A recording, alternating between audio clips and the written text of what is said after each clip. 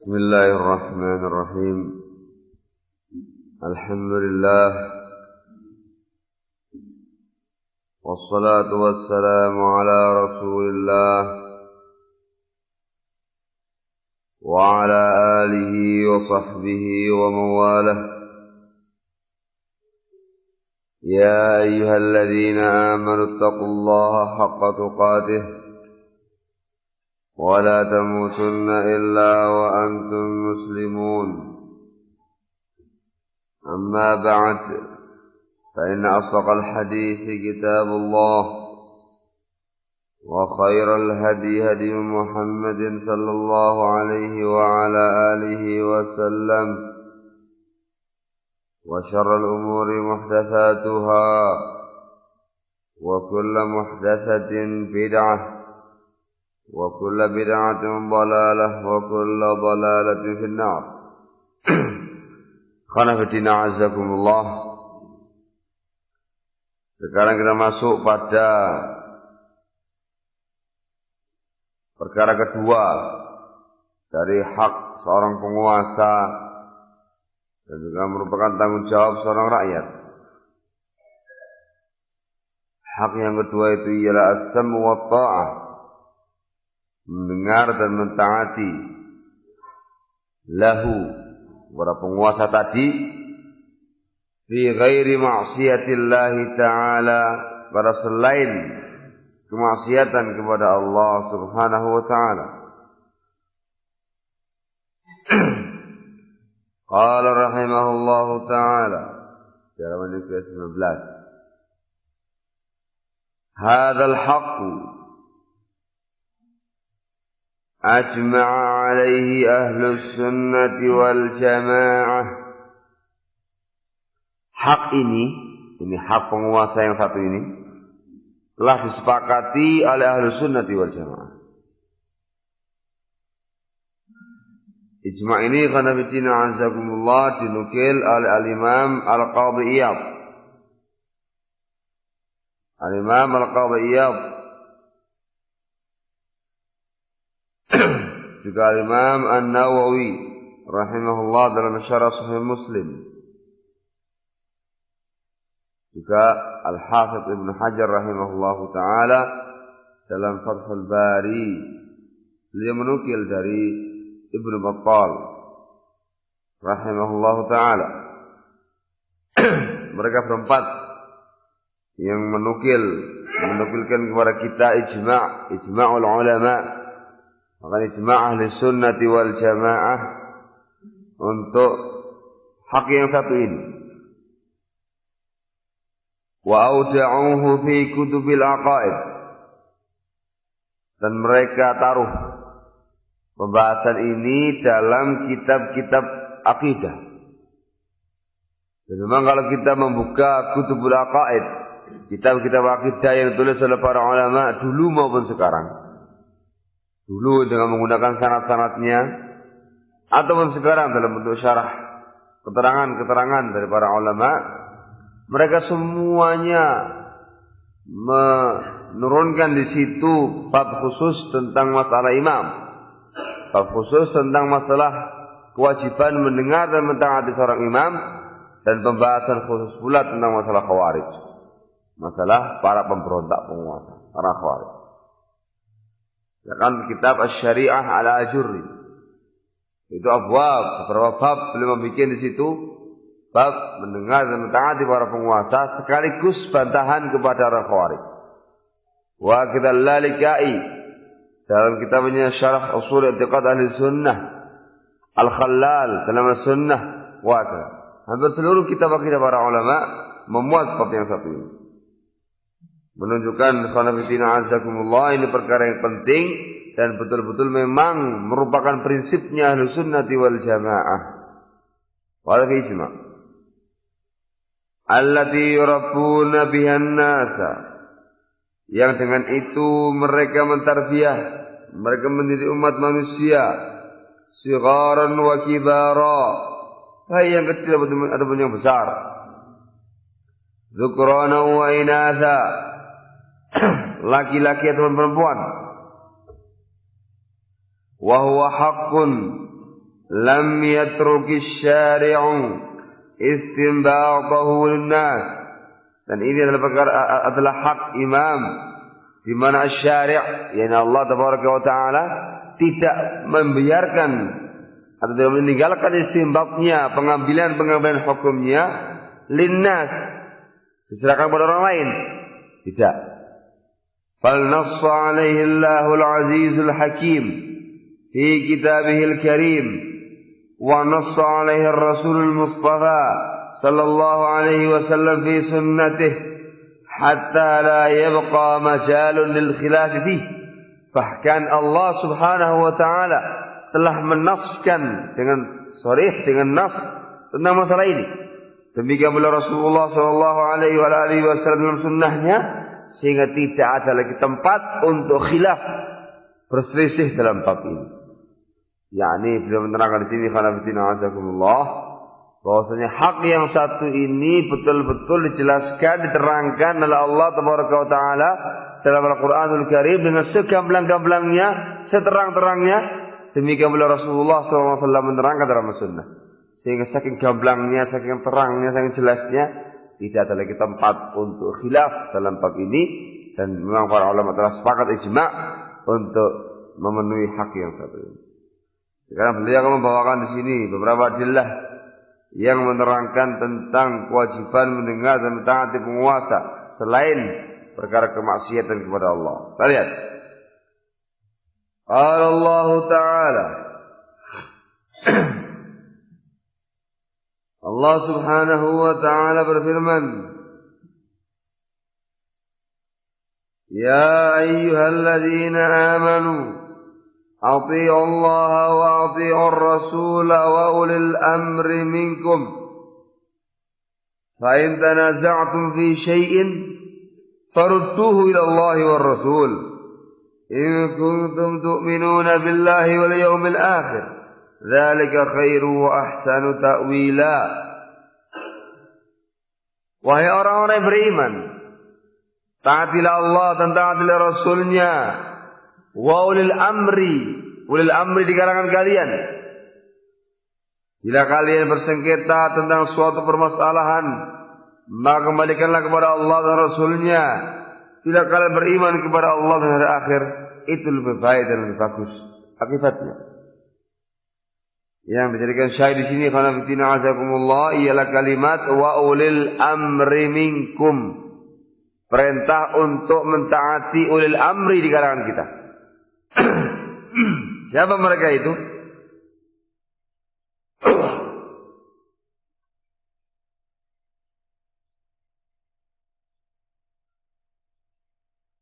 Kata beliau di sini, wahumul wulatu wal umara.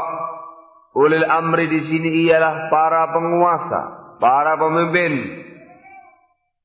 Dhaba ila dhalika jamaahirus salafi wal khalaf minal muhaddithin wal mufassirin wal fuqaha wa ghairihim. Ini adalah pendapat mayoritas besar salaf dan khalaf, ulama dulu ataupun sekarang, dari kalangan ahli hadis, ahli tafsir, ahli fiqh ataupun yang lainnya. Dan ini khalafatina azakumullah dinukil al-Imam An-Nawawi rahimahullah ta'ala dalam kitab beliau Syarah Sahih Muslim. Naam. Ini beliau menukil dari keterangan Imam An-Nawawi rahimahullah yang menerangkan bahwasanya yang berpendapat demikian, yang berpendapat ulil amri ialah para penguasa, para pemimpin, itu ialah jumhurus salaf wal khalaf, mayoritas salaf dan khalaf dari kalangan muhadditsin, fuqaha dan mufassirin. Ada pendapat yang kedua, pendapat sebagian para ulama, pendapat sebagian para ulama, ulul amri di sini ialah para ulama, sebagaimana saya katakan kemarin, para ulama, dan tidak bertentangan ya ikhwan. Dikarenakan dua-duanya sahih. Para ulama ialah penguasa kita dalam bab agama. Para umara, para pemimpin ialah penguasa kita dalam bab keduniaan.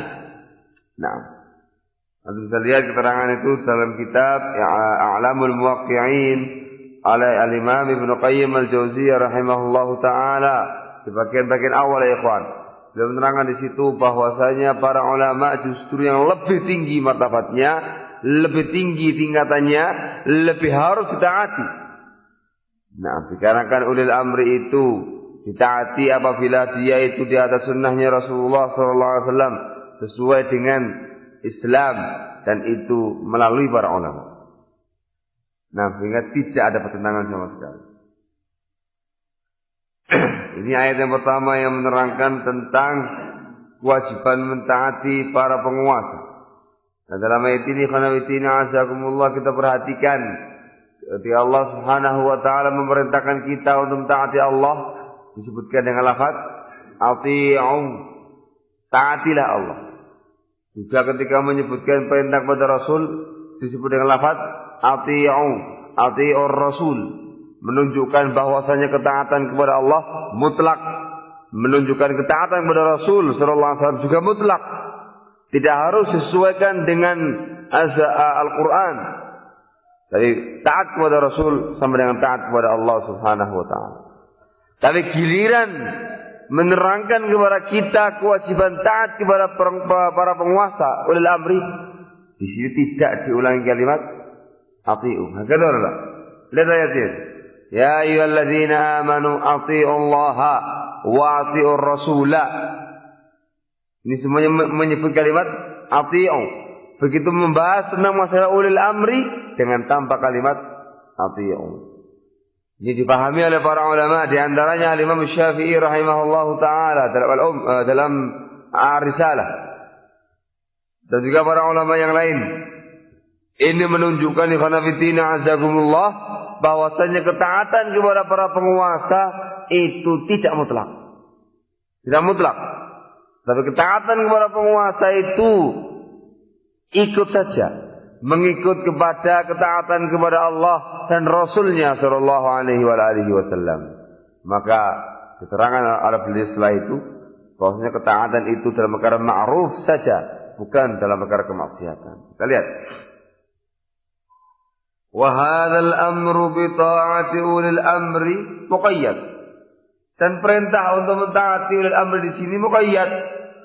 Diikat, dikhususkan, enggak mutlak. Di adami ta'ati fil amri bil ma'siyati lillahi ta'ala. Yaitu tidak boleh kita mentaati mereka ketika mereka memerintahkan kita untuk bermaksiat kepada Allah Subhanahu wa taala. Hada maksud. Qala al-Imam Harb al-Kirmani rahimahullah fil Aqidah. Al-Imam Harb al-Kirmani rahimahullah dalam kitabnya Al-Aqidah, allati naqalaha an jami'is salaf, yang beliau menukil dari seluruh salaf. Di situ di antaranya beliau mengatakan, wa in amaraka sultanu bi amrin fihi lillahi ma'siyah. Kalau sang penguasa tadi memerintahkan kamu dengan suatu perintah yang di situ ada kemaksiatan kepada Allah Subhanahu wa taala, falaisa laka an tuti'ahu al-battah, maka kamu tidak boleh mentaati dia sama sekali. Walaisa laka an takhruja alaih wala tamna'hu haqqah. Namun walaupun tidak mendengar dan mentaati penguasa yang demikian, tidak boleh pula kita memberontaknya atau kita menghalangi hak penguasanya. Intaha. Dan akan datang dalilnya kata beliau. Adilahnya banyak ikhwan, yaitu hadisnya Rasulullah sallallahu alaihi wasallam, innama ta'atu fil ma'ruf, sesungguhnya yang namanya ketaatan dalam perkara kema'rufan, la ta'ata li makhluqin fi ma'siyatil khaliq, tidak ada ketaatan kepada makhluk siapapun, makhluk manapun dalam bermaksiat kepada Allah Subhanahu wa taala. Hingga ketaatan kepada penguasa itu khusus dalam perkara ketaatan kepada Allah dan Rasulnya sallallahu alaihi wasallam, tidak dalam bab kemaksiatan kepada Allah Subhanahu wa taala. Walaupun tidak taat, tetapi tidak boleh memberontak penguasa. Hadza huwa. Ini ayatnya.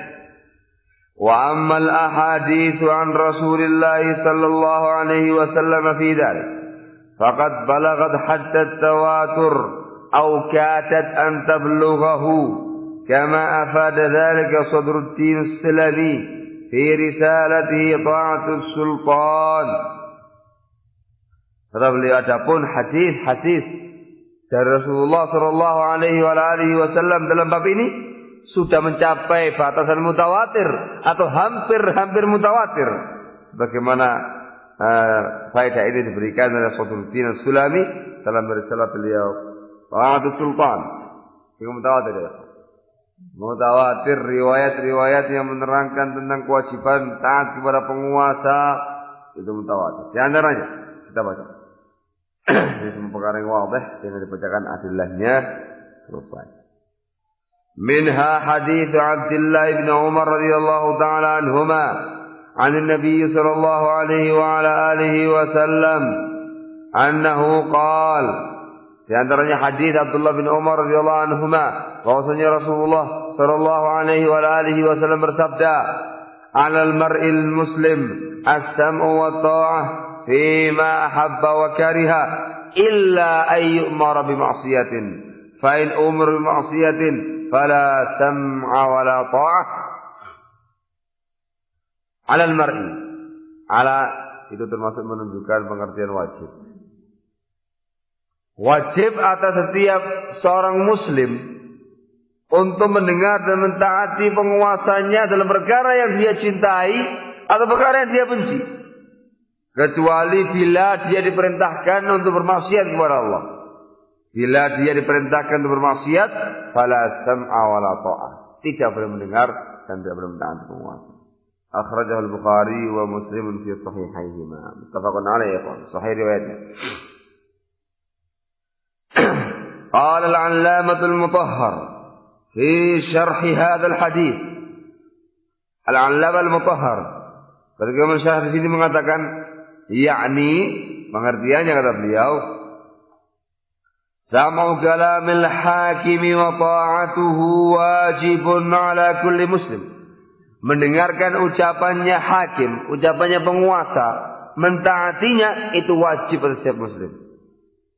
Sawa'un amarahu bima yuwafiqu tab'ah, sama saja apakah diperintahkan dengan sesuatu yang sesuai dengan tabiatnya dia, aw lam yuwafiqhu, ataukah tidak. Bisyarat alla ya'murahu bima'siyatin, dengan syarat bila tidak diperintah untuk berbuat kemaksiatan. Fa in amarahu biha fala yajuzu ta'atuhu. Tapi kalau diperintahkan dengan kemaksiatan, maka tidak boleh mentaati penguasa. Lakin, tetapi, la yajuzu lahu muharabatul imam. Dia tidak boleh memerangi penguasa tadi. Ada apa ya ikhwan dari keterangan-keterangan para ulama? Wow. Kata beliau, misalul amri bil ma'siyah. Contoh-contoh perintah untuk bermaksiat. Misalkan, ayyu'marul mar'u bi ayyaqtula nafsan bi ghairi haqqin, aw yu'mara bi ayyurabi aw yashrabul khamr, fala ta'ata lil imam fi dhalik wa yusma'u wa yuta'u lahu fi ma'ad al-amr bil ma'siyah. Misalkan seseorang tadi diperintahkan untuk membunuh orang lain dengan tanpa hak, dengan kezaliman, dengan tanpa hak ya Ikhwan. Kalau lebih hakin harus dengarkan. Misalkan kamu ditunjuk sebagai al-guju pelaksanaan hukum had, atau al-guju pelaksanaan hukum qisas, taati. Tapi kalau diperintahkan untuk membunuh orang lain dengan tanpa hak, maka tidak bisa. Atau diperintahkan untuk riba, disuruh untuk terjerumus dalam riba, maka tidak boleh. Atau minum khamr, disuruh untuk pesta koplo atau ekstasi atau yang semisalnya, tidak bisa. Tidak ada ketaatan kepada imam dalam bab ini, dan dia didengarkan dan ditaati dalam bab-bab lain yang tidak ada kemaksiatannya kepada Allah Subhanahu wa taala. Wallahu jelas ya. Demikian pula perkara-perkara lain yang mengandung kemaksiatan kepada Allah Subhanahu wa taala. Diperintahkan untuk ikut pemilu, la sam'a wa la ta'ah. Diperintahkan untuk berdemokrasi, la sam'a wa la ta'ah. Diperintahkan untuk apa lagi? Apa lagi? Hah? Ayo, diperintahkan untuk kemudian hormat kepada bendera. La sam'a wa la ta'ah. Diperintahkan semua perkara-perkara kemaksiatan, la sam'a wa la ta'ah. Diterangkan kepada penguasa, ini semuanya perkara din, perkara agama, harus menggunakan norma-norma agama. Kalau agama mengizinkan, sama ta'ah Pak, jangan khawatir. Kita mendengar dan mentaati Anda. Tetapi kalau dalam perkara-perkara yang melanggar norma-norma agama, melanggar aturan Islam, menerjang itu semuanya, tidak ada ketaatan kepada siapapun. Kita tidak kemudian memberontak penguasa atau yang lainnya. Kita mendengar dan mentaati dalam bab-bab lain yang sesuai dengan Islam, tapi dalam bab yang satu ini, dalam perkara kemaksiatan kepada Allah, la sam'a wa la ta'ah. Bukan berarti kita kemudian menginjak-injak bendera sang saka merah putih, pertanda kita tidak suka dengan bangsa Indonesia. La, bukan itu perkaranya. Bukan itu perkaranya. Perkaranya tidak boleh dalam Islam, tidak boleh ihtiram kepada sesuatu yang seperti itu. Apalagi diyakini ini adalah ila akhiri. Tidak bisa. Misalkan disuruh untuk memasang gambar presiden dan gambar wakil presiden plus apa? Burung Garuda. Bukan kita kemudian tidak suka dengan presidennya atau dengan wakilnya. Nah, bukan itu perkaranya. Kita meyakini, mengikrarkan, mengakui beliau sebagai seorang penguasa yang sah di Indonesia ini dengan wakilnya. Dia seorang muslim, didengarkan, ditaati perintahnya. Tapi bukan dalam perkara kemaksiatan. Ada urusan pasang gambar, itu bukan perkara yang diizinkan dalam syariah. Perkara yang dilarang dalam syariah. Maka tidak bisa kita menerjang. Walaupun gambarnya presiden. Walaupun gambarnya wakil presiden. Tidak bisa. Jangankan presiden atau wakil presiden. Gambarnya orang tua kita. Tidak bisa. Gambarnya para ulama kita. Tidak bisa. Naam. Mungkin ma'ruf di Yaman itu. Saya diceritai sama teman-teman di Yaman. Waktu Syekh Muqbil bin Hadi rahimahullah diundang ke istana presiden di Yaman. Diundang sama Ali Abdullah Saleh. Kebetulan diundang bersamaan Abdul Majid Az-Zandani. Gembong Ikhwanul Muflisin nomor 1 di Yaman. Tuwek, bengkek, sik ngono ae. Tamam? Begitu. Ketika sedang menunggu presiden, di meja ada koran. Ada koran yang isinya itu ialah fotonya presiden. Sobek sama itu. Gara-gara. Dilaporkan sama Muqbil Zandani hala. Ada Muqbil hada kasih sama ente. Tuh, dia punya gambar, itu punya gambar dirobek-robek sama Muqbil, kata dia. Nama mobilnya surah hadis muharramah. Adapun gambar ini adalah perkara yang haram, walaupun gambarnya presiden. Dan bukan berarti anak kemudian menghinakan presiden. Perkara haram. Dibahas mobil jawab macam-macam kan. Sebutkan semua hadisnya, semua riwayatnya taklif di situ sudah. Riwayat kata warak. Saja diam aja. Sahabat mobil hal.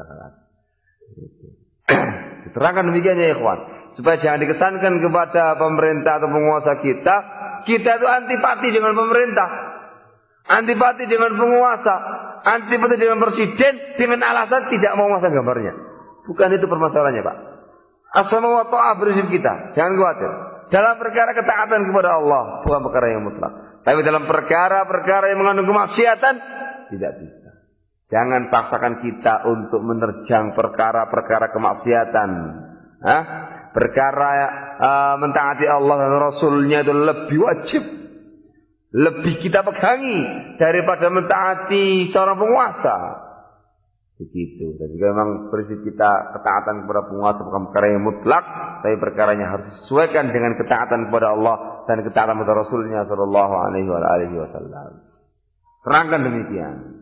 Insya Allah kalau dengan terangkan secara murni dengan cara yang baik, mereka akan memaklumi. Orang ini memang bicaranya perkara din, perkara agama, bukan perkara politik, bukan perkara-perkara kepentingan pribadi yang lainnya. Ini orang bicara murni perkara din. Ayo, di Yaman begitu ya, Pak. Begitu para masyayikh itu lantang kalau ada urusan pemerintahan. Kalau ada kebijakan-kebijakan yang melanggar, langsung bicara ayat wa hadis. Ketika ada kebijakan mau diadakan yang namanya polwan. Tahu polwan ya? Polusi wedok. Di Yaman. Yaman itu belum ada polusi wedok kalau nggak salah. Ada nggak sebenarnya? Pernah lihat nggak polusi perempuan di Yaman? Belum pernah toh? Ini ada kebijakan baru di Yaman mau ada polusi wedok. Ini perkara yang besar. Bicara para masyayikh.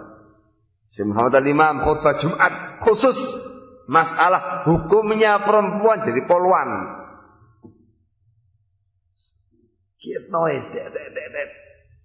Bahkan Syekh Al-Hajuri hafizahullah taala warah nulis khusus judulnya Hasdul Adillah fi bayan anna ikhtilat rijal bin nisa wa tajnidihinna min al-fitanil mudillah. Punya kecil kutip harusnya saya bawa. Nah, kitab khusus ditulis sama beliau untuk menerangkan kepada kaum muslimin bahwasanya hukumnya polwan itu hukumnya haram. Tidak boleh ada yang namanya polusi wedok.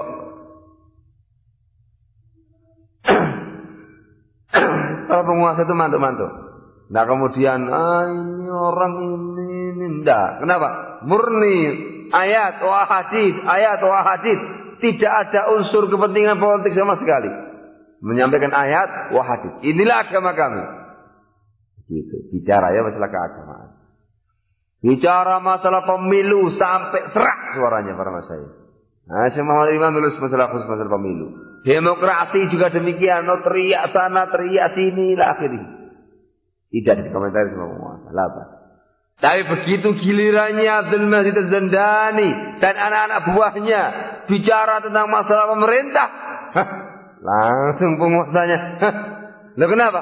Dikarenakan memang orang ini kepengen kursi, betul kursinya banyak dengan kita aja. Pengen kursi dia, kepengen merebut parlemen. Ini orang kepengen menggoyang kursinya penguasa, kepengen goyang-goyang begini. Bahaya orang satu ini. Itu mereka ucapkan sendiri ya, Pak. Kalau kalian ya ahlu sunnah, kalian bicara pekarpu. Mereka diaman hala. Dikarenakan memang kalian itu bicara ala din. Karena prinsip agama. Bukan yang lainnya. Amma haula, ini kepengen kursi hala. Ini harus segera tangan ini. Gitu ya. Maka demikian boleh karena fitina azakumullah. Diterangkan di sini di bangsa Indonesia ini. Ini perkara din, perkara agama, bukan perkara-perkara yang sifatnya politik tertentu atau kepentingan pribadi tertentu atau yang lain-lainnya, bukan. Ini perkara din, perkara agama. Terangkan kepada para penguasa, para pemerintah, tidak bisa kita menerjang kemaksiatan Allah Subhanahu wa taala hanya untuk semata-mata meridhoi atau membuat ridho seorang penguasa, tidak. Terangkan benar demikian dengan cara yang baik. Din tunjukkan kita asam wa ta'ah prinsip kita bukan dalam perkara kemaksiatan. Dan bukan berarti kita menghina atau melecehkan penguasa, tidak. Tetapi ini semua ialah karena perintah agama, ketaatan kepada Allah dan Rasulnya itu lebih wajib daripada ketaatan kepada penguasa. Mafhum hal? Terang demikian.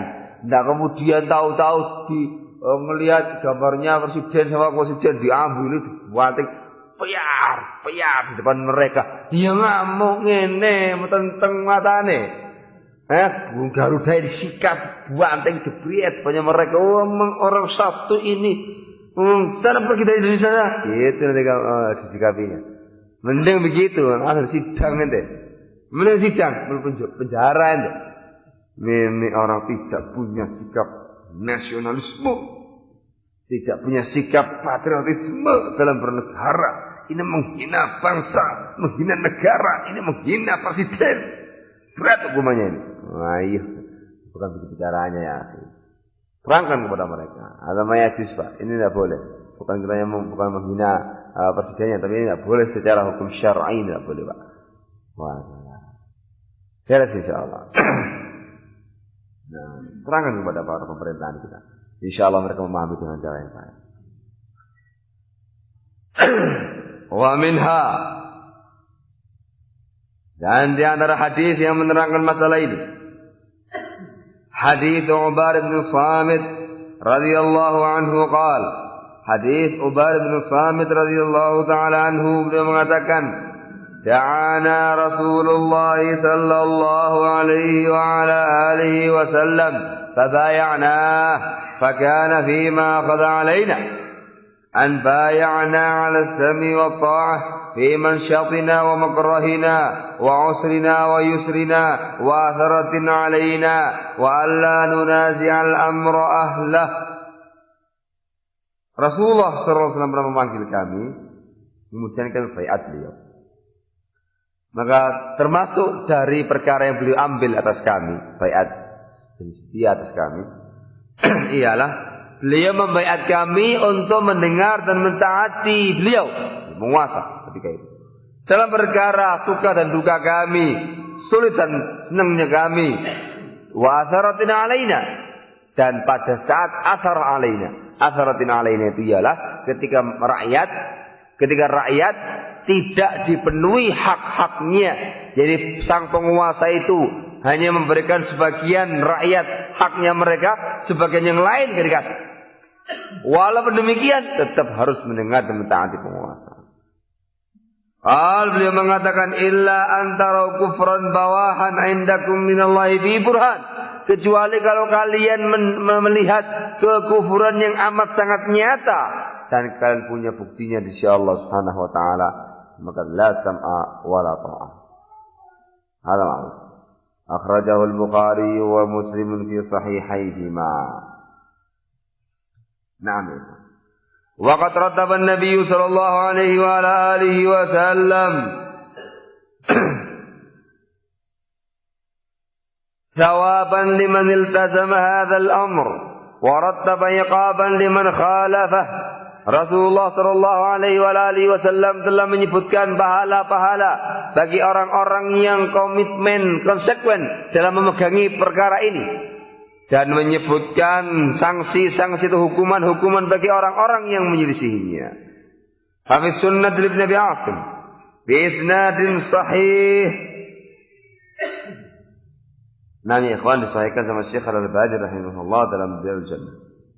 عن أبي أمامة الباهلي رضي الله عنه قال سمعت رسول الله صلى الله عليه وآله وسلم يقول, Rasulullah bersabda, innahu la nabiyya ba'di, sesungguhnya tidak ada nabi setelahku.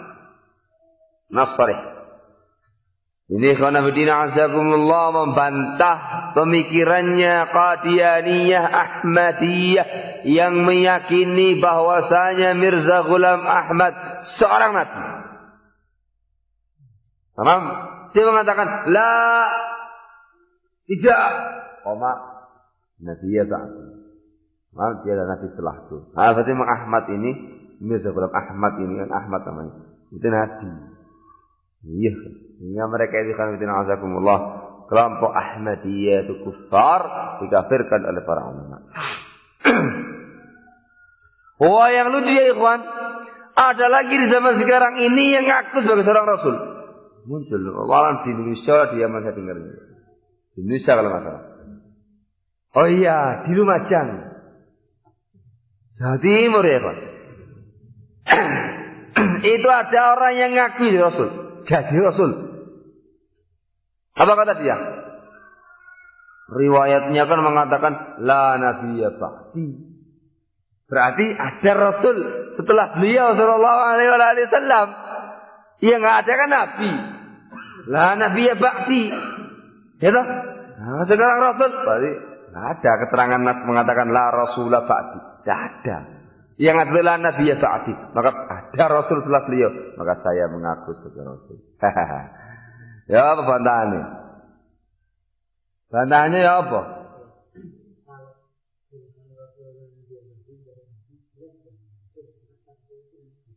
Mana?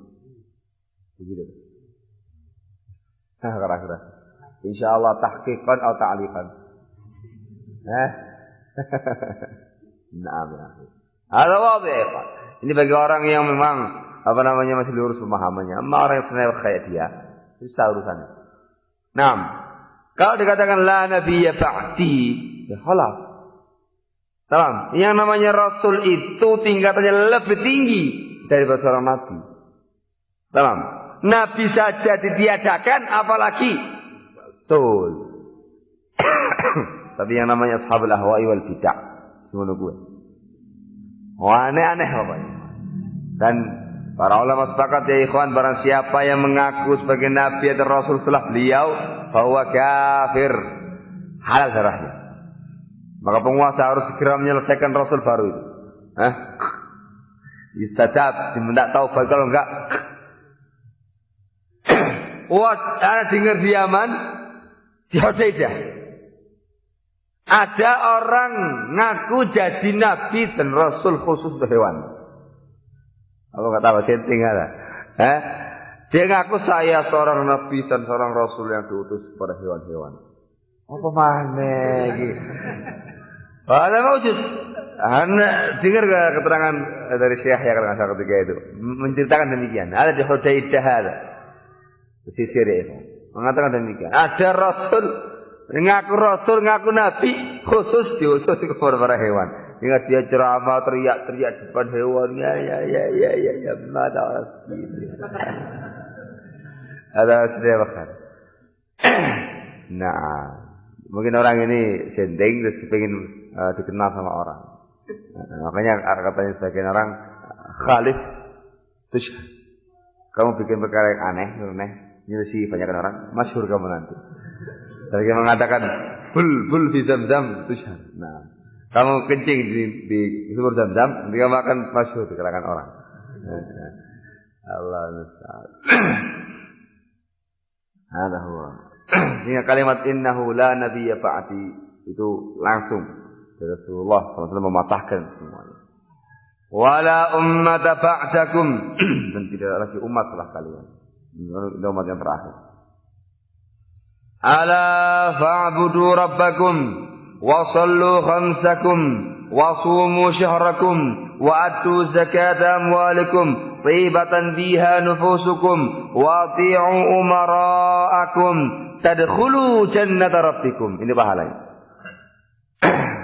Hendaklah kalian beribadah kepada Rabb kalian, salat 5 waktu, puasa Ramadan, menunaikan zakat harta kalian dengan hati yang suka, rela, dan taatilah penguasa kalian.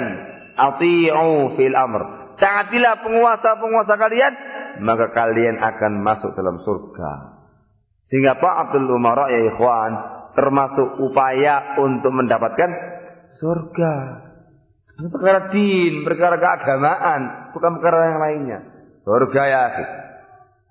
Nah, wa fi sunnati aidan li ibn Abi Asim bi isnadin jayyid an Muawiyah radhiyallahu anhu an an-nabiy sallallahu alaihi wa alihi wasallam qala, dari Muawiyah radhiyallahu anhu, Rasulullah sallallahu alaihi wa alihi wasallam bersabda, inna as-sami'al muti' la hujjata alaihi wa inna as-sami'al 'asi la hujjata lah.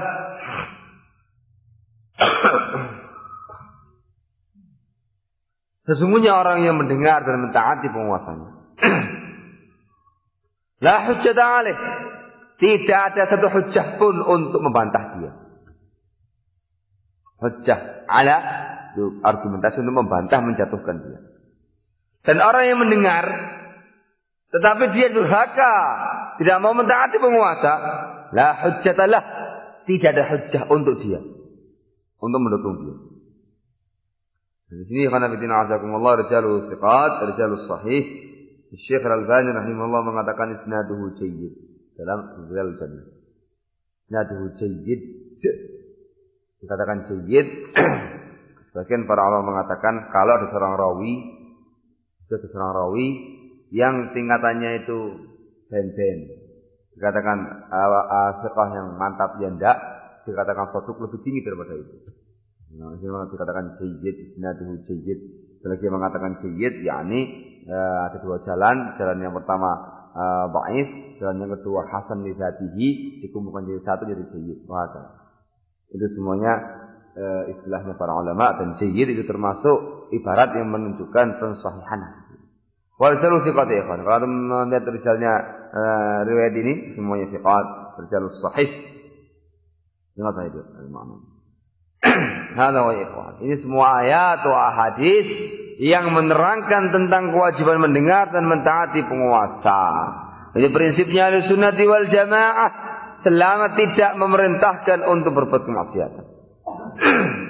Yang perlu dipahami di sini khonafidina azakumullah, bahwasanya mendengar dan mentaati penguasa itu tidak hanya dalam perkara-perkara keagamaan semata.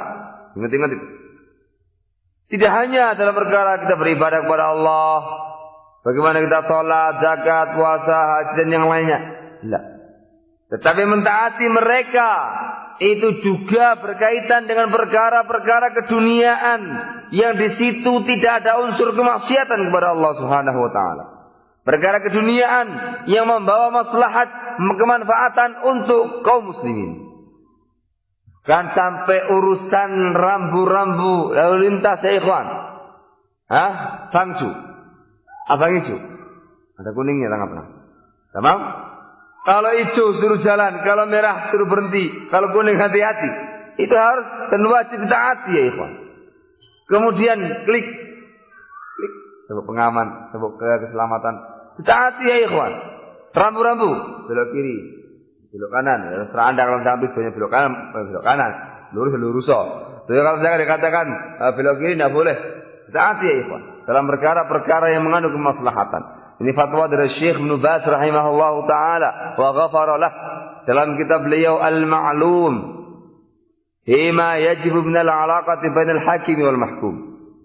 Mengatakan demikian. Bahkan dalam perkara-perkara seperti ini pun yang sifatnya itu kemaslahatan kaum muslimin, kemanfaatan kaum muslimin, itu wajib mendengar dan mentaati mereka. Dengan keumuman sekian banyak riwayat yang menerangkan wajibnya taat kepada mereka. Naam ya ikhwan, ditaati. Sehingga Anda itu ialah orang-orang rakyat yang betul-betul memang taat. Rakyat yang taat ya ikhwan, rakyat yang baik-baik. Jadi enggak banyak rewel gitu. Pak bang sudah jadi. Kalau dalile ku ben abang mau hijau mau kuning, getno, terus no ae. Ya terus no. Ada mati aja. Nyalano sapa? Kemudian sangat jauh. Hijau merah khas, enggak wajib taat, getno ae. Sananya udah hijau. Jeyer. Mampus kok. Ada huwa. Nah, wajib taat ya. Sehingga kita itu semua kita lakukan dalam rangka untuk mentaati walatul umur, dalam rangka untuk mendapatkan surganya Allah Subhanahu wa taala, mentaati Allah dan Rasulnya ibadah. Mengapa? Innamal a'malu binniyat. Enggak semata-mata berhenti merah. Enggak. Berhenti merah. Mentaati penguasa lillahi ta'ala wa ta'ala. Ya. Kemudian klik. Mentaati penguasa untuk mendapatkan pahala. Yang penting untuk mendapatkan pahala. Innamal a'malu binniyati wa innamal likulli imri'in ma nawa. Kalau Anda semata-mata klik, kalau ngurus yang lain ya enggak dapat pahala. Dapat pahalanya kalau Anda meniatkan tadi itu untuk mentaati para penguasa dalam rangka taat kepada Allah dan Rasulnya. Tadkhulu jannata rabbikum, ibadah. Bismillah, innamal a'malu binniyat. Pastikan klik lillahi ta'ala. Wah, pahala ya. Klik tok pahala ya. Kalau bolak-balik klik. Wah, pahalanya besar, banyak. Dengan niat Anda yang baik tadi itu. Anda melihat hijau, jalannya. Bismillah, taat untuk umum. Ayo Pak, kemudian merah berhenti. Oh ini perbodin, tidak boleh lewat. Jalan yang lainnya. Masya Allah, bisa mengais sekian banyak pahala dengan niat Anda yang baik untuk mentaati para penguasa ya Pak. Orang apa? Sudah menjadi rakyat yang baik, dapat pahala lagi. Ayo. Ini harus ingat-ingat ya.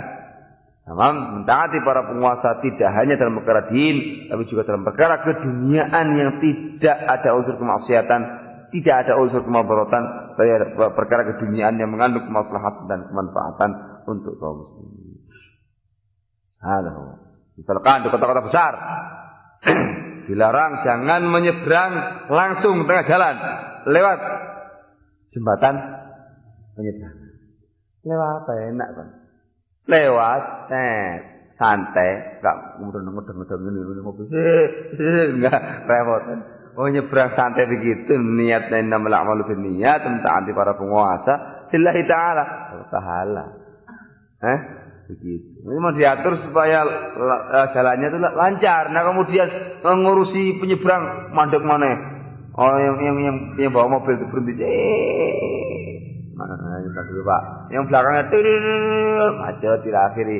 Itu semuanya sengaja dilakukan mereka semua dalam rangka untuk kemaslahatan dan kemanfaatan umat manusia. Subhanallah ya ikhwan, kalau antum perhatikan penguasa kita dalam mengurusi yang satu ini, itu luar biasa ya. Luar biasa ini. Rambu-rambu dipasang dengan rupa untuk kemaslahatan jalan, kemaslahatan orang yang mau di situ. Kemudian jalannya untuk kota-kota besar, itu tengah-tengahnya, pinggir-pinggirnya dikasih putih, tengah-tengahnya hitam. Putih juga ya, putih. Apa kemudian itu semata-mata guyonane penguasa? Enggak, itu manfaatnya besar. Apalagi di wilayah-wilayah Sumatera ini yang banyak jurangnya ini. Nah iya, itu kalau malam-malam goda putih ini. Ireng kabeh dalane ireng. Wah kemudian sampai juga ireng kabeh. Ngerti kamu dalan gue tuh ireng mas, dalan iki mas. Belok jurang ente. Nyemplung. Kasih putih samping-sampingnya menunjukkan oh ini jalannya batas, jalan tuh ini sama ini. Tengah-tengahnya tuh ini. Insyaallah. Antum mengikuti jalur putih. Insyaallah ya, itu merupakan upaya yang sedemikian rupa dari penguasa kita. Itu semuanya jangan kamu sepelekan. Kamu harus banyak berterima kasih. Man lam yashkurin nas, lam yashkurillah. Barang siapa yang enggak terima kasih pada orang, dia enggak akan bersyukur kepada Allah Subhanahu wa taala. Hadis sahih ya ikhwan dari hadis Abu Hurairah riwayat Abu Daud. Nah, sehingga disyukuri. Itu merupakan upaya-upaya dari penguasa kita, pemerintah kita untuk mengurus untuk kemaslahatan kebaikan masyarakatnya, rakyatnya. Hadza huwa. Sehingga perkara-perkara yang berkaitan dengan perkara kemanfaatan itu semua harus didengarkan dan ditaati dan tidak boleh dilanggar. Lillahi ta'ala ya ikhwan, berkat pahala dari Allah Subhanahu wa taala. Kemudian ya ikhwan, apabila penguasa memerintahkan kita untuk bermaksiat, apakah boleh kita memberontak? Al-jawab, tidak boleh. Sebutkan nanti keterangan dari Harb al-Kirmani, kemudian Al-Allamah Al-Mutahhar, dan ini merupakan ijma'ul ulama ya ikhwan. Dinukil oleh Imam An-Nawawi rahimahullahu taala dalam kitab beliau Syarah Sahih Muslim. Beliau menukilkan ittifaqul ulama, kesepakatan para ulama, kalau ada penguasa yang zalim atau penguasa yang memerintahkan kita untuk berbuat kemaksiatan kepada Allah Subhanahu wa taala, la sam'a wa la ta'ah, dan tidak boleh memberontak dia.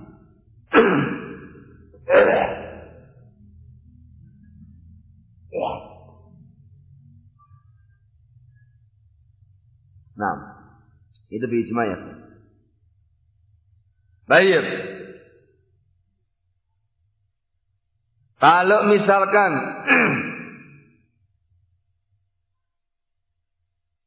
pada seorang penguasa tadi itu tiba-tiba muncul yang namanya kekufuran. Tiba-tiba muncul tindakan kekufuran. Tamam, tiba-tiba penguasa tadi itu sujud di pura.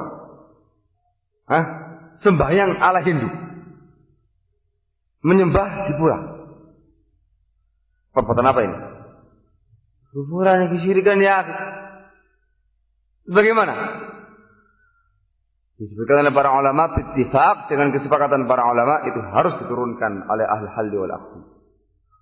Oleh siapa? Ahli halli wal aqdi. Bukan oleh masyarakat. Bittifaq ini ya. Dengan kesepakatan para ulama, dinukil oleh Qadhi Iyad. Dengan kesepakatan para ulama, kalau muncul kekufuran yang nyata pada seorang penguasa, maka harus diturunkan. Ini yu'zal, yan'azil, dia harus segera diganti, dilengserkan, diganti dengan yang lain. Pertanyaannya, apakah diberontak setelah itu? Al-jawab, yang kemarin dirinci maslahat dan mafsadatnya. Ada mafhum insyaallah ya. Baik, sekarang apabila muncul pada seorang imam kefasikan atau kezaliman atau kebid'ahan, apakah boleh dilengsarkan? Khilaf ya ikhwan. Sebagian para ulama mengatakan jangan, sebagian mengatakan silahkan. Jadi semuanya dikembalikan kepada al-halli wal aqdi ya ikhwan. Kalau mereka beranggapan bahwa imam ini sudah mulai orang genah, maka al-halli wal aqdi diperbolehkan untuk melengsarkan dia dan menggantikan dengan yang lainnya. Adapun rakyatnya tidak diperkenankan sama sekali untuk memberontak atau memerangi penguasa yang zalim sekalipun, dan tetap harus mendengar dan mentaati penguasa walaupun dia orang yang zalim, orang yang bengis, orang yang kamu sebutkan semua kejelekan-kejelekannya. Harus mendengar dan mentaati penguasa tadi. Enggak boleh memberontak. Nah, wala bittifaq.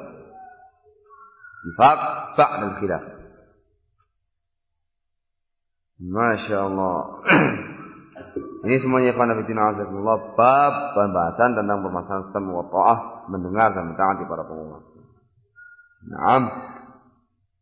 Ya fi'lan nastamir. Terus pembahasan yang ketiga.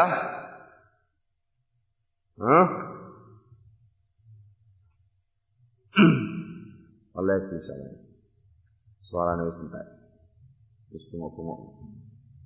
Insyaallah ta'ala teruskan jam 9. Jam 9 sampai entek zuhur. Insyaallah kita teruskan lagi pembahasan yang lainnya. Insyaallah sudah mulai menipis ya ikhwan. Nanti kita ringkas perkara-perkara yang dibaca kita baca, tentunya membaca sendiri pembahasan. Dan yang penting nanti insyaallah bagian terakhir pembahasan tentang permasalahan melaksanakan ibadah bersama dengan para penguasa. Nanti insyaallah kita terangkan sedikit dalam pembahasan yang menjadi polemik yang mungkin tiap tahun terjadi, yaitu pembahasan tentang permasalahan berhari raya dengan penguasa insyaallah taala.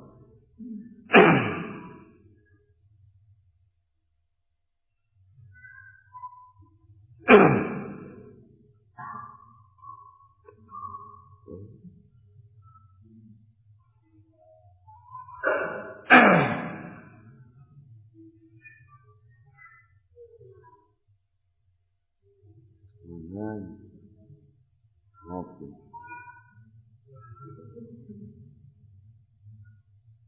Apakah boleh kita berjabat tangan dengan orang kafir? Untuk apa? Untuk apa? Jabat tangan itu karena bitina azakumullah itu merupakan amalan yang mulia.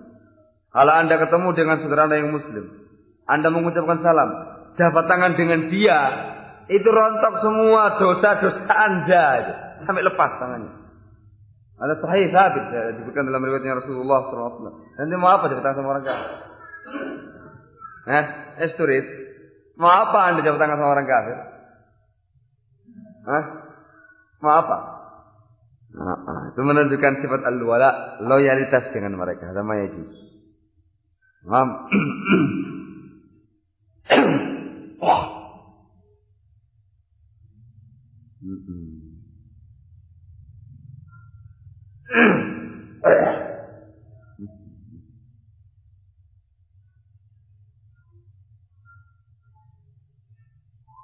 Saya pernah membaca di majalah Salafi edisi 13. Untuk ulama nih.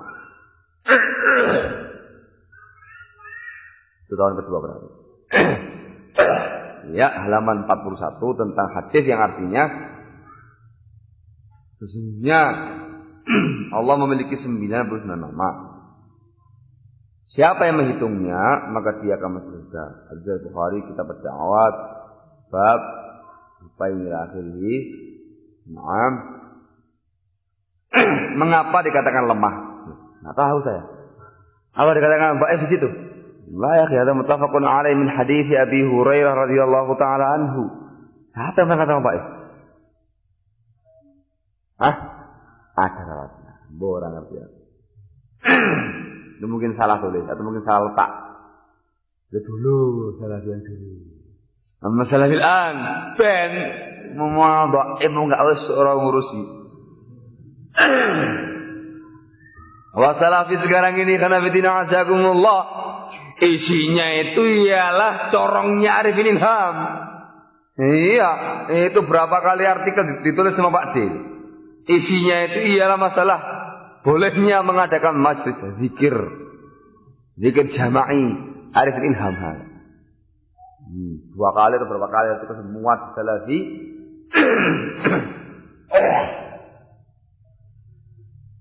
Naam. Akhirnya ikhwan, ucapannya Pak D hadza itu menjadi hujjah mereka. Setiap kali acara berzikir, ada ucapannya Ja'far Umar Talib, Kiai Haji Ja'far Umar Talib. Terus semua membawakan Ja'far Umar Talib. Naam. Allah musta'an. Yang dulunya katanya corong dakwah salafiyah satu-satunya di Indonesia ialah majalah Salafi. Yen, saya ini menjadi corong dakwah majalah zikir. Allah musta'an. Subhanallah dulu itu nunggu artikel 1 dari dia. Uswe orang keruan. Jadi harus selesai tanggal sekian biar lancar sama jalan itu. Uswe ributnya sibuk ini sibuk itu akhir satu molor. Bangulan. Nggak tahu saja. Dulu majalah Salafi sering telati ya karena satu di antaranya Pak Dini nulisnya orang wis. Saya termasuk orang dalam. Redaksi termasuk ketika itu. Oh sekarang ya satu majalah dia tuh yang ngisi. Lu kok tahu? Nggak tahu. Memang sebagian nggak pakai nama, satu misalkan bagian terpenting tulis Ustaz Ja'far Umar Talib. Tapi yang namanya seseorang menulis itu memiliki alur bahasa dan gaya dia membahasakan dalam sebuah tulisan. Wah gaya ini Pak D itu wis amplok kabeh. Ngerti ya deh carane piye, bagaimana cara dia mengulas, bagaimana cara itu wis warek sama Pak D. Ana maca saudara. Ini Pak D. Iki Pak D. Pak D kabeh satu majalah isinya Pak D tok sing isi. Wih, semangatnya. Lah kok enggak kayak dulu. Kalau dulu kan Masya Allah ya. Masya Allah Pak D kabeh ditulis warek gini lunggu-lunggu enak. Ini enggak. Begitu sekarang dia seperti itu langsung termotivasi sedemikian rupa untuk menulis satu majalah. Bayang kan. Ada ya ikhwan. Pak D. Nah tahu sekarang salahnya. Apa nasibnya? Kabarnya dia punya situs khusus homepage di internet. Salafi. Apa namanya? Apa gitu? Nggak ngerti internet soalnya. Jadi ada kalau yang punya kita orang kan Salafi pakai I ya. Iya. Jadi teman-teman itu. Salafi OIR pakai I. Pakai I. Terakhirnya Y. Wah yang punyanya Hizbiyun kayak Ustaz Surabaya yang para pemualim teman temimi sama temimi ya di Jawa sila akhirih menggunakan I. Imitasi. Salafi tadi terakhir pakainya I. Imitasi. Tamam? Maunya hati-hati jangan sampai salah ketik. Kalau nulis I ya munculnya mereka semua. I. Bapak Dihara juga demikian pakai salaf. Tapi belakangnya lain lagi. Ini Salafi juga. Iya. Nah, itu sekarang yang mengurusi situsnya dia itu anak UI. Anak UI semua yang ngurus setelah itu gencar.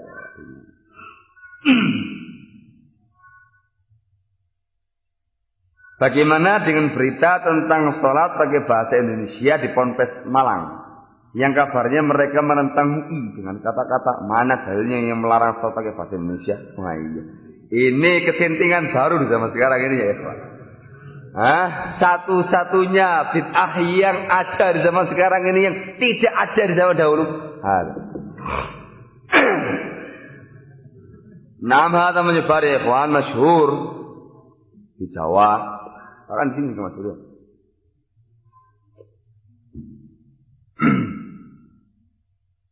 Naam, Salat menggunakan bahasa Indonesia. Diterjemahkan ya. Allahu Akbar, Allah Maha Besar. Kemudian Allahumma ba'id baini, ya Allah jauhkanlah antara aku dan seperti itu. Nah, Allah. Dan dia membantah MUI dengan mengatakan dalil yang melarang salat pakai bahasa Indonesia. Dalilnya apa ya kawan melarang? Nah, ya Allah, ya Allah, ya Allah. Mana fakih Lampung ada? Aina fuqaha Lampung? Hah? Ya Allah. Ya Allah hendak ya Abu Usam. Iya cara mana itu? Wah, iya fakih Lampung. Hendak ya Syarif.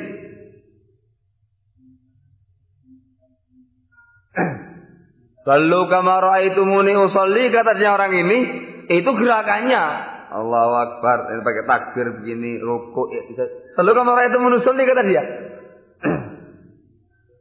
Sekarang mana dalilnya yang menunjukkan larangan salat pakai bahasa Indonesia?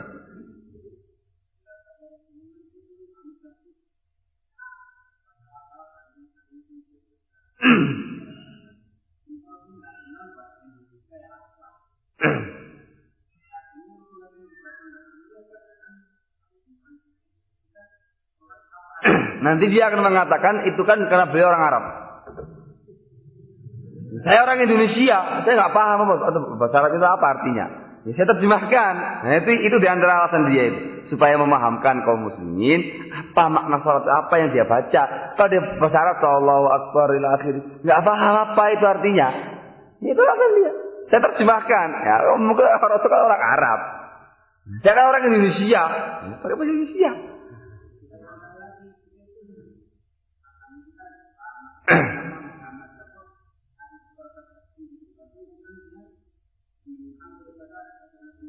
Nah, itu argumentasi ta'lilat saja sudah dibantah sama dia.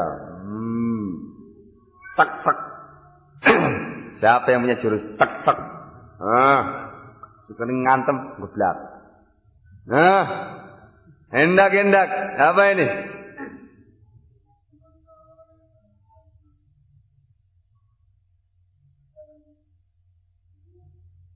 Bagaimana jabarannya ini? Anda berinci supaya dia paham.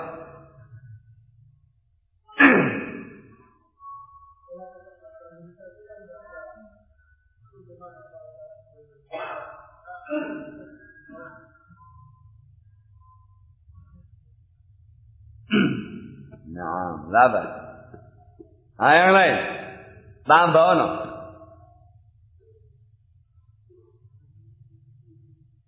Terus?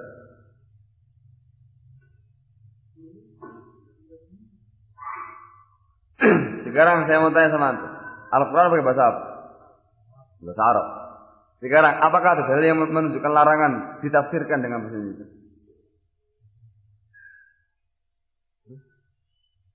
Ini diterjemahkan dengan bahasa Indonesia, diterjemahkan dengan bahasa Inggris dengan terakhir. Oh, gigisan ya pelan. Iya kan. Anda. Luar ini masalah wakil ini terangkan harusnya.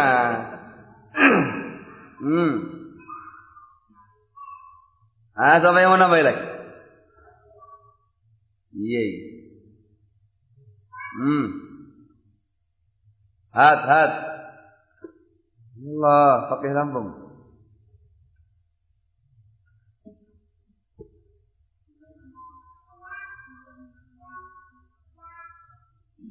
Jabarannya bagaimana? Ente terangkan. Soal kuning pakai riwayat ini.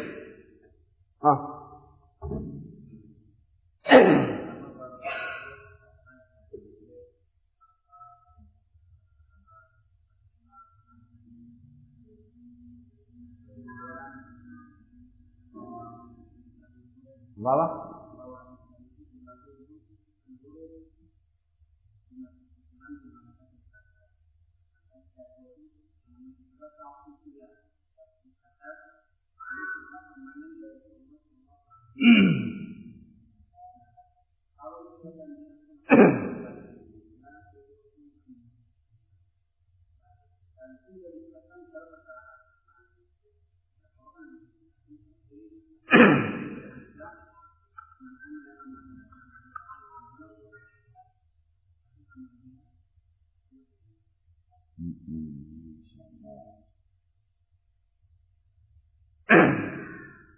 Nah,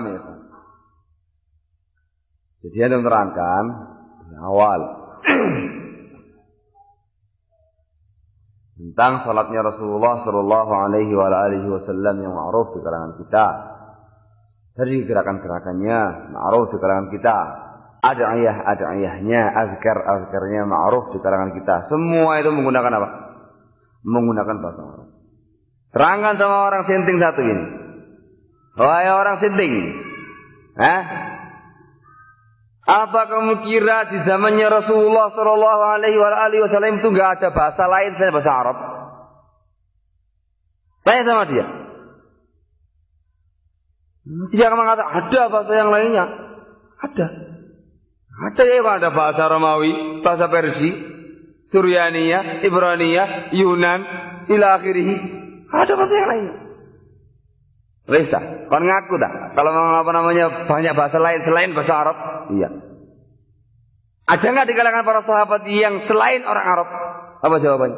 Ada. Siapa contohnya? Salman Farisi, Wong Faris. Sekarang apa pernah Rasulullah Shallallahu Alaihi Wasallam mengajarkan kepada dia atau kepada kaum muslimin selain Arab untuk menerjemahkannya kepada bahasa mereka masing-masing? Apa jawabannya? Di zamannya Abu Bakar Siddiq, Umar, Utsman, Ali, di mana wilayah kaum muslimin menyebar luas. Persia, Romawi jatuh di zamannya Umar di tangan kaum muslimin. Mereka semua sampai pelosok-pelosok yang sangat jauh. Dan ketika itu dari ashabul bilad, orang-orang negeri setempat, banyak yang masuk Islam. Wah, mereka ajam. Tahu ajam? Orang asing yang ngerti bahasa Arab. Apa pernah ada dari kalangan para sahabat, Abu Bakar Siddiq, Umar, Utsman, Ali, atau seluruh para sahabat yang lainnya, atau para tabi'in, atau tabi'in yang kemudian menganjurkan atau mengizinkan atau membolehkan mereka menggunakan bahasanya masing-masing? Tidak ada itu semua. Kalau alasan demikian supaya paham, mereka juga tidak paham di awal-awal. Ada yang paham. Yang satu ini bahasa Persia, yang satunya bahasa Romawi, ini bahasa Yunan, ada bahasa Suryaniyah, bahasa Ibraniyah, bahasa kata. Dan semuanya sholat menggunakan bahasa yang dicontohkan oleh Rasulullah Shallallahu Alaihi Wasallam. Wah, terus satu generasi demi generasi, tidak ada satu orang Muslim pun yang berbuat demikian kecuali Anda yang senting hati. Nah, iya. Nah, baru ketno kalau kama ra'aitumuni yusalli man 'amila 'amalan laysa 'alaihi amruna fa huwa raddun tamaman ahdatsa fi amrina hadza ma laysa min fa huwa raddun ila akhirih. Ketno kabeh itu semuanya. Tapi ini urusannya masalah bahasa. Orang ini enggak berpikir masalah sesuai, masalah bahasanya. Ini yang kamu tekankan, masalah bahasanya kamu antemi. Ketno. Wis antemi geblak kabeh ngene kene hok kanan hok kiri ngene entek kabeh ngene getno tak dalil-dalile. Wah, begitu. Naam. Allah musta'an. Ini perkara yang wadih, perkara yang enggak samar dari kaum muslimin menunjukkan betapa bejatnya yang satu ini. Allah musta'an. Ada garib. Enggak begitu aneh. Begini. Kalau saya terangkan orang yang ngaku Rasul kepada hewan aja ada. Apalagi orang yang kayak gini. Allah musta'an. Nah, memang yang namanya syaitan, Allah musta'an, betul-betul berupaya semaksimal mungkin untuk menyesatkan Bani Adam. Makanya harus banyak belajar ikhwan, harus terus banyak mengkaji, menggali ilmu agama dengan sebaik-baiknya. Kita bersunnah dengan pemahaman salaful ummah sehingga kita bisa mengetahui ada batil ada hak di mana. Maksudnya langsung itu, pemerintah itu langsung orang musim satu itu langsung pegang sih sekolahnya itu macam perlu itu meresahkan masyarakat diperbolehkan ditakzir hukuman takzir itu hukuman untuk orang-orang yang dirasakan fitnahnya dengan tanpa ada batasan dari syariat. Itu dikembalikan pada istihadnya penguasa. Ini orang membahayakan masyarakat langsung. Cedok. Beres itu.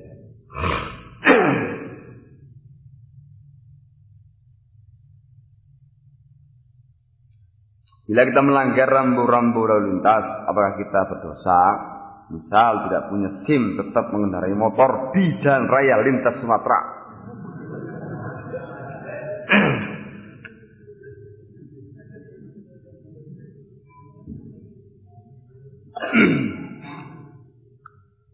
SIM itu ya ikhwan, baik gambar. Kita tahu enggak? Kita tahu enggak? Harus pakai foto. Sementara yang namanya foto, hukumnya apa ya Pak? Hah? Hukumnya haram, malah lah. Haram pakai foto ya ikhwan.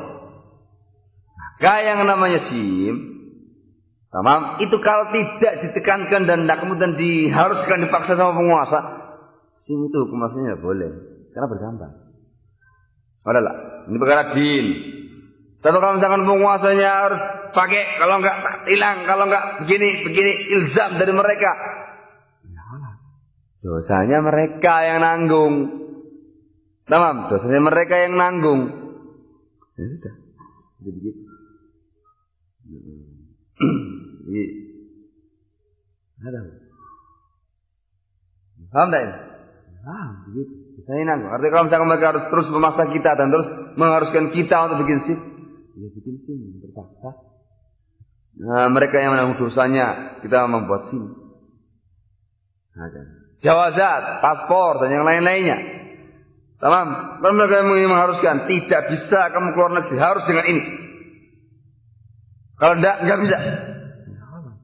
Mereka yang menanggung dosanya, dikarenakan mereka yang mengilzam kita untuk bergambar. Ila ada.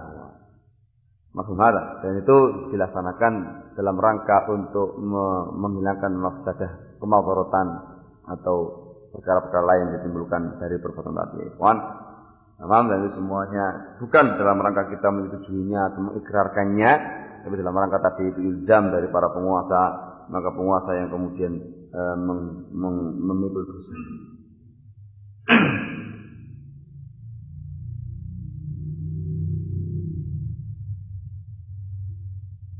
Bila ada seorang yang di masa lalunya melakukan dosa zina, untuk menebus dosanya ini, orang tersebut bersedia dihukum berdasarkan hukum Islam.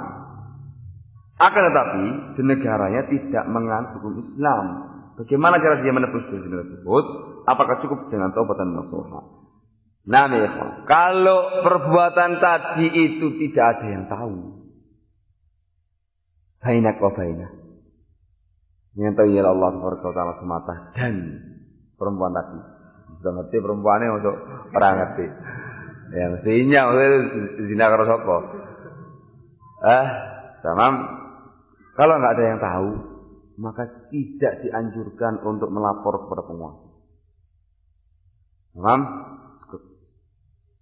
Kemudian Anda bertaubat dengan taubatan nasuha, memohon ampun kepada Allah Subhanahu wa taala dan menggantinya dengan amalan-amalan yang baik. Dengan nikah secara yang syar'i. Tamam? Menikah seorang wanita yang baik. Wah. Tapi kalau sudah diketahui sama penguasa,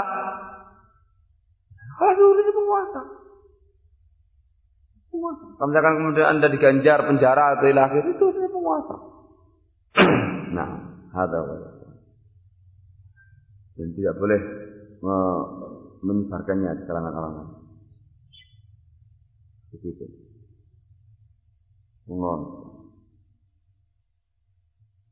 Apa hukumnya menjual dan membeli kotorannya ayam? Jaiz. Jaiz untuk kemanfaatan karena kotoran ayam tubuhnya suci.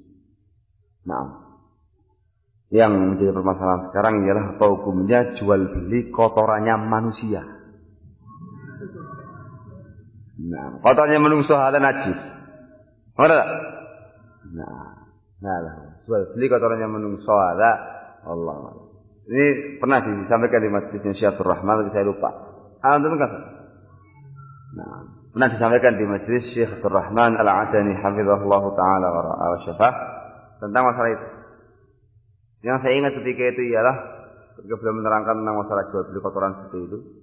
Beliau mengatakan itu semuanya jaiz lin nafa' untuk kemanfaatan, untuk dimakan, tamam untuk tanaman dan sebagainya. Nah, dikarenakan suci. Tanya, Syekh, terus bagaimana dengan jual beli kotorannya manusia? Beliau mengatakan, yang benar itu kan langsung dimasukkan di sawah aja kan. Lah ya Syekh, dikumpulkan, dijual. Iya. Saya ngasih waktu itu berdiam. Beliau terdiam enggak menjawab dengan saya waktu itu. Iya. Dengan saya enggak jawab. Loh, di sini ada enggak yang itu? Ada apa Pak? Ada enggak? Ada enggak? Ada. Untuk apa?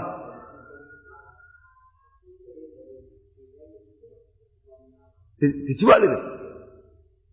Kiteng ya. Kalau di Yaman itu memang tempat mandi ya, kalau isinya itu di atas. Jadi tempat sendiri untuk buang kotor sendiri. Dia masuk begitu di atas, agak tinggi. Bawah itu bolong. Itu tempat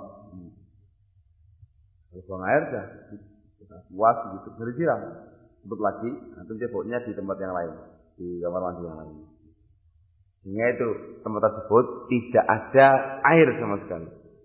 Sehingga kalau wapos itunya mengering. Wajar. Jadi kamu kalau yang jatuh itu mengering karena nggak disiram sama sekali. Sudah tutup. Ya luar biasa kalau sudah masuk di rumahnya orang Yaman yang masih begitu. Sudah mau ke belakang lah.